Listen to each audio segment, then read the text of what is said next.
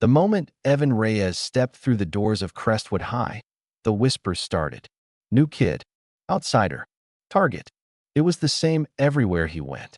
Evan knew the drill by now.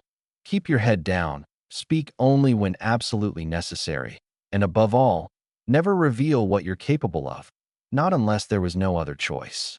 If only the group of seniors lounging by the lockers had known what those choices had cost him at the last school.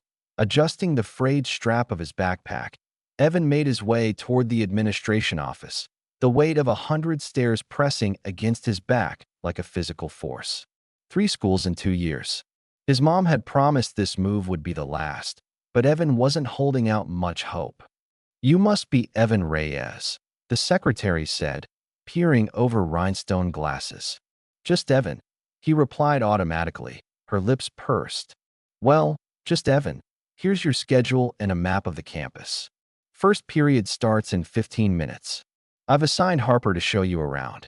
She gestured to a girl with a warm smile and short curls who appeared in the doorway. "Welcome to Crestwood," Harper said with genuine enthusiasm. "Let me see your schedule." "Oh, cool. We've got 3 classes together." As Harper led him through the bustling halls, Evan took mental notes. Exits, open spaces, bottlenecks. Old habits. The tour ended at his assigned locker, where Harper checked her phone and frowned. "I need to run to the library before class. Will you be okay finding room 112? Evan nodded. Harper melted into the flow of students as the warning bell rang. Testing the combination twice, Evan spun open the locker, just as a shadow fell over him. "That's not your locker," said a deep voice. Evan turned to find a towering boy flanked by 2 others. The leader wore a Letterman jacket with Sutton stitched across the back. His dark hair was styled with the kind of precision that screamed wealth and vanity. "Locker 112, Evan said, pointing to the metal plate. Sutton's eyes narrowed.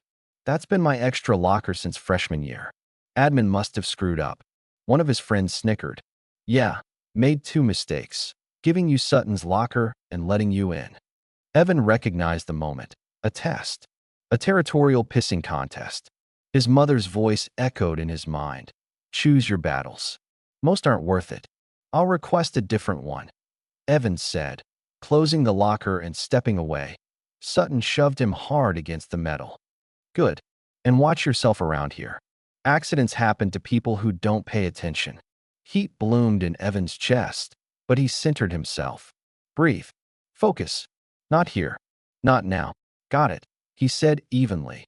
Disappointed by the lack of reaction, Sutton knocked Evan's books to the floor before sauntering off. Their laughter bounced off the walls. Evan knelt to gather his things, and a pair of worn sneakers stopped to help. "Sorry about that," said a lanky boy with glasses. "Sutton and his crew are grade-A jerks." "I'm Cole." "Evan." "Yeah, heard about the new kid. Word travels fast here." Cole handed over the last of the papers. "Sutton's the wrestling team captain. His dad's on the school board, so he thinks he owns the place."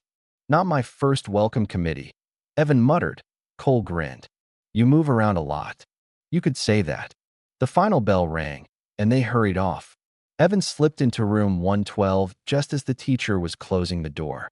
"Ah, our new student," said Mr. Dalton, a man in his 50s with sharp, intelligent eyes.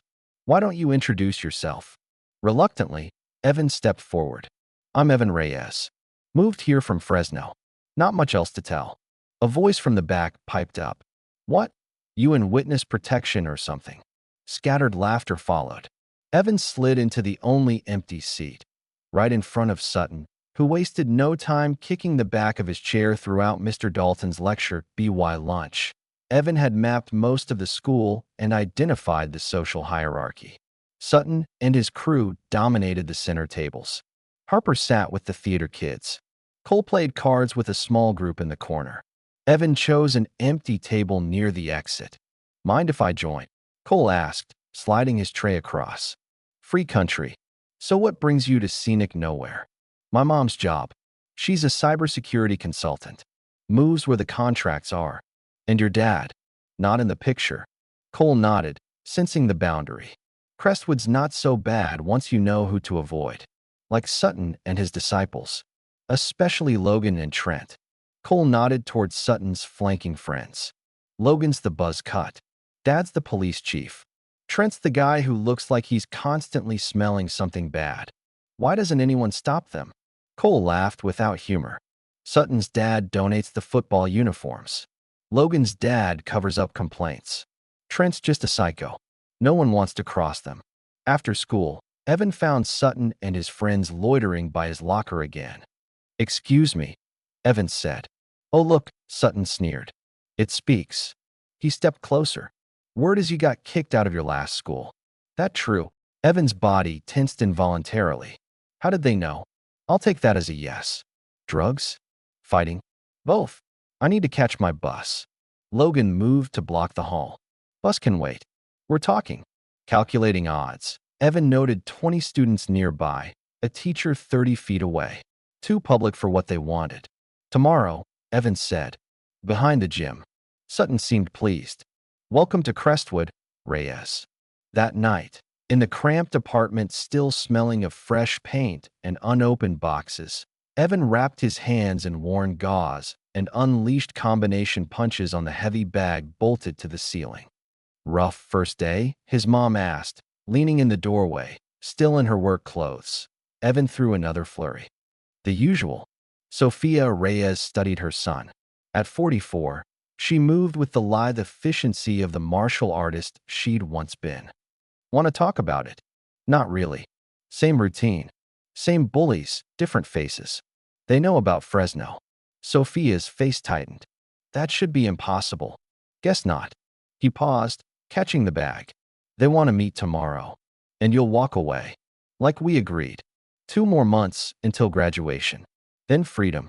Evan told himself that over and over. Still, that night, he researched Sutton and his cronies. Public records told a damning story. Sutton King, undefeated wrestling champion. Logan Myers, multiple suspensions quietly erased.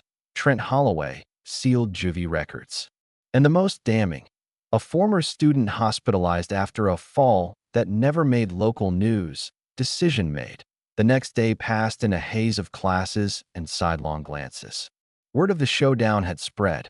Even Harper whispered, "You can't go. Sutton's dangerous." Noted. After the final bell, Cole caught up. "You really going?" "See you tomorrow."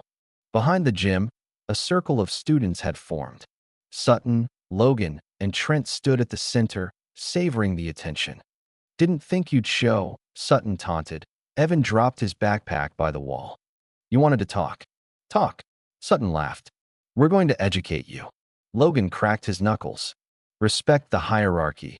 Trent sneered. Evan exhaled slowly. "No teachers. No cameras.